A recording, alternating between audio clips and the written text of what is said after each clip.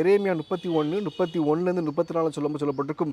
நான் இதோ புதிய உடன்படிக்கையை நான் ஏற்படுத்துகிறேன். இந்த உடன்படிக்கை வந்து சட்டத்தை போல இருக்காது. 613 கட்டளைகள் போல் இருக்காது. இது செய்ய வேண்டும், இதை செய்யக்கூடாதுங்கிற கட்டளைகள் மாதிரி இருக்காது. உங்களுடைய இருதயத்தில் இந்த சட்டங்கள் சொல்லப்படும். உங்களுடைய பாவங்கள் எல்லாம் இந்த உடன்படிக்கையின் மூலமாக முழுவதுமாக கழுவப்படும் அப்படிங்கிற ஒரு வசனத்தை நீங்கள் வாசிக்கலாம். இதுதான் எரேமியா புஸ்தகத்தில் 36லேருந்து 34 வாசிக்கும் போது உங்களுக்கு காணப்படும்.